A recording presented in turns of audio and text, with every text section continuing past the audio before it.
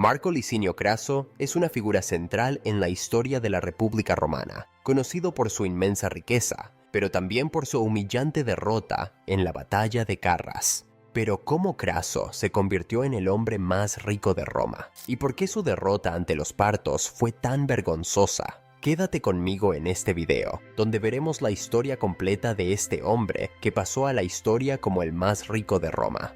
Craso nació en el año 115 a.C.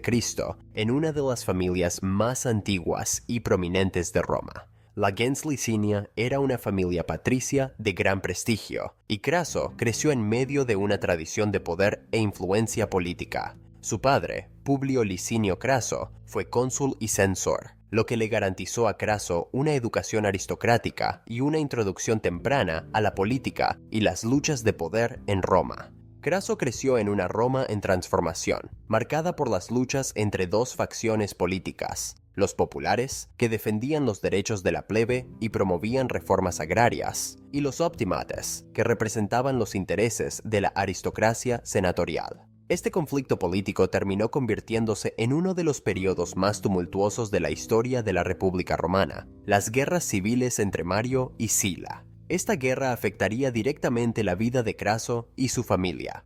En el año 87, cuando Craso tenía aproximadamente 28 años, el conflicto llegó a su punto máximo, con Cayo Mario y su aliado tomando el control de Roma por la fuerza. El padre de Craso, que apoyaba a la facción rival de los optimates, fue capturado y ejecutado durante las persecuciones políticas que siguieron a la victoria de Mario. Su hermano también fue muerto en ese proceso, y las propiedades de la familia fueron confiscadas. Forzado a huir para salvar su vida, Marco Licinio Craso escapó de Roma y encontró refugio en el territorio que hoy es España, donde su familia aún poseía tierras. Este periodo de exilio fue un momento de crisis y transformación para Craso.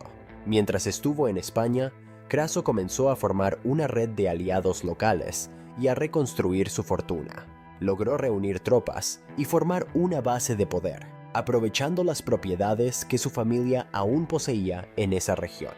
Cuando el general Lucio Cornelio Sila regresó a Italia en el año 83 a.C., después de su exilio voluntario, comenzó su marcha hacia Roma para retomar el control de la República, y Craso se unió inmediatamente a él y a sus fuerzas. Craso sabía que apoyar a Sila, quien estaba decidido a aplastar a los seguidores de Mario, le ofrecía la mejor oportunidad para restaurar su posición social y política en Roma. Al regresar a la ciudad con las fuerzas de Sila, Craso recuperó las propiedades de su familia y comenzó a reconstruir su fortuna. Con la victoria de Sila y la consolidación de su poder como dictador, comenzó un proceso conocido como las proscripciones, una lista de enemigos políticos que fueron declarados traidores y cuyos bienes fueron confiscados. Sila utilizó las proscripciones como una manera de eliminar a sus oponentes y recompensar a sus aliados, y Craso fue uno de los principales beneficiarios de este proceso. Durante las proscripciones, aprovechó la oportunidad para aumentar su fortuna de manera significativa. Craso compraba las propiedades confiscadas de los proscritos a precios extremadamente bajos y, en muchos casos, adquiría inmuebles enteros, especialmente en Roma, aumentando enormemente su patrimonio. A través de esta estrategia, Craso se convirtió en uno de los hombres más ricos de Roma. La alianza con Sila no solo le brindó una prometedora carrera militar, sino que también lo colocó en una posición de vasto poder económico. Además, Craso implementó un método peculiar para ganar dinero con el cuerpo de bomberos que él mismo creó. Cuando se iniciaba un incendio en Roma, enviaba a sus hombres a negociar la compra de las propiedades amenazadas. Si los propietarios vendían el inmueble, Craso apagaba el fuego, pero si se negaban, dejaba que el edificio se quemara. En el año 72 a.C., la rebelión de los esclavos, liderada por Espartaco, comenzó a crecer en tamaño y fuerza, y en ese momento, el Senado romano se desesperó por encontrar una solución. Para entonces, Espartaco y sus seguidores ya habían derrotado a varias legiones romanas y se dirigían hacia el norte de Italia, con planes de cruzar los Alpes y escapar de la península. Fue en ese punto que el Senado nombró a Craso como comandante supremo de la campaña contra los rebeldes. Y como Craso ya tenía una reputación de astucia y disciplina militar, aceptó el desafío, consciente de que una victoria sobre Espartaco podría consolidar su posición política. Entonces asumió el mando de alrededor de 40.000 soldados, reorganizó sus legiones e impuso una disciplina severa. Craso era conocido por sus tácticas brutales, y una de sus primeras medidas fue revivir la práctica de la decimación, un antiguo método disciplinario en el que 1 de cada 10 soldados de una unidad que desertara o mostrara cobardía era ejecutado. Aunque impopular, esta medida restauró la disciplina entre sus tropas, que habían sido afectadas por las derrotas anteriores. Tras esto, Craso adoptó un enfoque meticuloso y cauteloso. Sabía que Espartaco era un líder astuto y que un enfrentamiento directo, sin la planificación adecuada, podría resultar en otra derrota humillante. En lugar de eso, Craso decidió rodear al ejército rebelde y cortarle los suministros. Mientras Espartaco y sus seguidores decidían retirarse hacia el sur de Italia, Craso construyó una línea de fortificaciones, una especie de muro a lo largo del istmo de Catanzaro, bloqueando el camino de los esclavos hacia el norte y atrapándolos en la región. Espartaco intentó romper las defensas de Craso en varias ocasiones, pero sus intentos fracasaron y el hambre comenzó a debilitar las fuerzas rebeldes. Con el tiempo, los rebeldes se fragmentaron y mientras algunos intentaron huir, Espartaco reunió a los restantes para un último enfrentamiento con Craso. En el año 71 a.C. tuvo lugar la batalla decisiva cerca del río Sillaro, en el sur de Italia. Aunque Espartaco luchó valientemente y lideró a sus hombres en la primera línea, el ejército rebelde fue completamente destruido por las legiones romanas. Espartaco murió en combate, aunque su cuerpo nunca fue encontrado. Tras la victoria sobre Espartaco, Craso decidió enviar un mensaje claro a cualquiera que considerara desafiar a Roma nuevamente. Ordenó la crucifixión de alrededor de 6.000 esclavos sobrevivientes a lo largo de la Vía Apia, la principal carretera que conectaba Roma con el sur de Italia. Después de la victoria aplastante sobre Espartaco y su consagración como uno de los hombres más ricos e influyentes de Roma, Craso enfrentó un nuevo desafío: competir políticamente con los otros gigantes de la República. Uno de los mayores rivales de Craso era Pompeyo el Grande, quien en ese momento era cónsul junto con él en el año 70 a.C. Ambos, aunque siendo cónsules, tenían visiones y personalidades bastante diferentes. Craso era menos popular entre los soldados y el pueblo romano que Pompeyo, quien gozaba de gran prestigio militar debido a sus victorias en las campañas contra los piratas y en España. Esta diferencia de popularidad generó una competencia entre los dos, incluso cuando tuvieron que compartir el poder político. A pesar de esta rivalidad, Craso se dio cuenta de que necesitaría alianzas estratégicas para mantenerse relevante. Julio César, en ese momento, era un joven político que comenzaba a emerger como una fuerza creciente en Roma.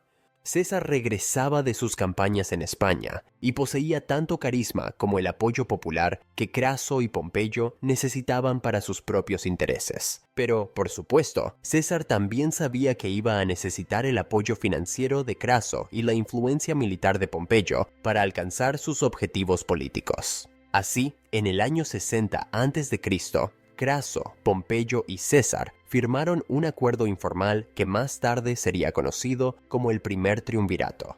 Este pacto político no fue oficializado por el Senado, pero funcionó como una alianza de conveniencia entre los tres líderes, permitiéndoles manipular las decisiones políticas en Roma.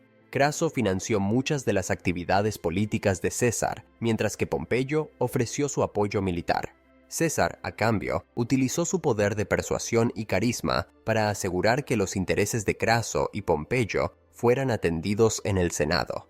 Para Craso, el Primer Triunvirato representó una oportunidad para proteger y ampliar su influencia. La alianza le proporcionó el respaldo necesario para garantizar que su agenda económica y política fuera ejecutada, a pesar de la oposición del Senado. Una de las conquistas más significativas de Craso en este periodo fue la renegociación de los contratos de impuestos de las provincias orientales, algo que trajo beneficios directos para su vasta fortuna.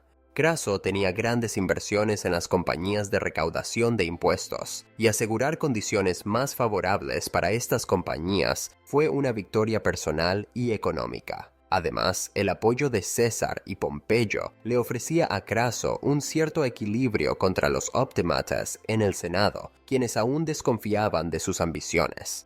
A pesar de no tener el mismo prestigio militar de Pompeyo ni el carisma de César, Craso usó su riqueza e influencia política para asegurarse de que sus opiniones fueran escuchadas y respetadas. Un ejemplo de esto ocurrió en el año 59, cuando César fue elegido cónsul. Durante su mandato, aprobó una serie de reformas agrarias y económicas que favorecían tanto a Craso como a Pompeyo. Estos actos legislativos beneficiaron al triunvirato y cimentaron aún más el control de los tres sobre el aparato político romano. Sin embargo, a pesar de ser una alianza poderosa, el triunvirato comenzó a mostrar signos de tensión. Craso y Pompeyo, aunque unidos temporalmente, nunca superaron completamente su rivalidad. Pompeyo gozaba de gran prestigio militar y era ampliamente popular entre el pueblo, mientras que Craso siempre fue visto como el financiador de la alianza, sin las mismas glorias militares que sus compañeros. Además, el creciente poder de Julio César comenzó a amenazar la posición de ambos dentro de la alianza. En el año 56, los tres líderes se reunieron en la ciudad de Luca para renegociar su alianza. En ese encuentro, Craso y Pompeyo aseguraron un nuevo mandato como cónsules para el año 55. César, por su parte, obtuvo la prórroga del mando de sus campañas en la Galia, lo que le permitió consolidar aún más su poder militar. A pesar de haber acumulado una gran fortuna y establecido una poderosa alianza política, Craso siempre se sintió resentido por su falta de glorias militares comparables a las de César y Pompeyo. Ansiaba por una gran victoria militar que pudiera rivalizar con los logros de sus aliados, y eso lo llevó a emprender una campaña ambiciosa y, al mismo tiempo, desastrosa contra el Imperio Parto. En ese momento, el Imperio Parto era una potencia oriental rica e influyente, y se veía como un objetivo atractivo, tanto por el prestigio que traería una victoria contra ellos, como por las riquezas que podrían ser saqueadas. Craso creía que una victoria sobre los partos consolidaría su posición como uno de los más grandes líderes militares de Roma y equilibraría su rivalidad con Pompeyo y César. Sin embargo, desde el inicio, esta campaña fue vista con desconfianza por muchos en Roma. Craso tenía una larga historia de ambición por la riqueza, y muchos de sus amigos cercanos consideraron la campaña como motivada más por su avaricia que por un verdadero interés en los objetivos estratégicos de Roma. El propio Marco Tulio Cicerón, uno de los grandes oradores y senadores de la República, llegó a criticar abiertamente a Craso, afirmando que su búsqueda de gloria y riqueza lo cegaba ante los peligros de una guerra con los partos, un enemigo altamente capacitado con tácticas militares desconocidas para los romanos. Sin embargo, eso no fue suficiente para detener a Craso. En el año 55 a.C., Craso fue nombrado gobernador de la provincia de Siria, y eso sirvió como base para su campaña contra el Imperio Parto. Desde allí, reunió un ejército de 7 legiones, totalizando alrededor de 50.000 soldados, incluidos un gran contingente de caballería gala y auxiliares. Craso, confiando en su superioridad numérica y en la disciplina de las legiones romanas, marchó hacia el territorio del Imperio Parto con confianza, creyendo que sus fuerzas prevalecerían sobre los ejércitos orientales. Pero Craso subestimó al enemigo. Mientras marchaba hacia el este, el rey parto, Orodes II, preparaba sus defensas y, lo más importante, movilizaba un ejército bajo el mando del general Surena, un líder militar hábil que emplearía tácticas innovadoras y decisivas contra los romanos. Cuando Craso cruzó el río Éufrates, se encontró con el ejército parto, que aunque numéricamente inferior, tenía 2 grandes ventajas. Primero, la caballería pesada, los catafractos, protegidos por armaduras, y segundo, los arqueros montados, que dominaban la técnica de disparar flechas mientras cabalgaban, retrocediendo a alta velocidad. Esta combinación resultó ser devastadora contra las legiones de Craso, El general Surena, conocedor de las tácticas de batalla romanas y aprovechando el terreno desértico, empleó una estrategia de guerra de movimiento. Los arqueros partos, montados en caballos rápidos, lanzaban una lluvia incesante de flechas sobre las legiones romanas, manteniéndose siempre fuera del alcance de las formaciones de infantería romana. Por su parte, los catafractos realizaban ataques devastadores contra las formaciones romanas, destruyéndolas con facilidad. Craso, ante esta táctica de combate desconocida para los romanos, no pudo adaptar sus fuerzas para enfrentarse al enemigo. El ejército romano quedó acorralado, y los soldados, exhaustos y sin suministros, empezaron a caer en desorden. A cada intento de avance, los romanos eran masacrados por los arqueros partos, que seguían atacando a distancia, sin dar oportunidad de respuesta. Durante la batalla, el hijo mayor de Craso, Publio Licinio Craso, quien comandaba la caballería romana, intentó un avance desesperado para romper las líneas enemigas. Sin embargo, él y su unidad fueron rodeados y aniquilados. La muerte de Publio fue un golpe devastador para Craso, tanto emocional como militarmente. La moral del ejército romano se desplomó rápidamente y las legiones, rodeadas y sin salida, fueron diezmadas. De los 50.000 soldados romanos, más de 30.000 fueron muertos o capturados. Tras la catastrófica derrota en Carras, Craso intentó negociar un acuerdo con Surena para salvar lo que quedaba de su ejército. Sin embargo, durante las negociaciones fue traicionado y asesinado por los partos. Según algunas fuentes históricas, como el historiador Plutarco, los partos se burlaron de Craso tras su muerte, vertiendo oro fundido en su boca, simbolizando su insaciable avaricia por la riqueza que lo había llevado a su destrucción. La muerte de Craso en Carras tuvo repercusiones profundas para la política romana. El primer triunvirato, que hasta entonces había sido mantenido en equilibrio por el poder de Craso, comenzó a desmoronarse. Sin Craso para mediar la rivalidad entre César y Pompeyo, la tensión entre los dos aumentó exponencialmente. Mientras César consolidaba su poder en la Galia, Pompeyo fue nombrado único cónsul en Roma, aumentando su control sobre las instituciones de la República, lo que desembocaría en una gran guerra civil. Por encima de todo, la muerte de Craso fue un golpe humillante para Roma. No solo perdió miles de soldados, sino que también causó un gran golpe al prestigio de Roma, que hasta ese momento creía en la invencibilidad de sus legiones. La campaña contra los partos, que debía haberle traído la gloria y la riqueza que tanto deseaba, se convirtió en una de las derrotas más amargas y vergonzosas de la historia militar romana. Si te ha gustado esta historia, no olvides dejar un me gusta y suscribirte al canal. Muchas gracias por haberme acompañado hasta aquí y nos vemos en el próximo video.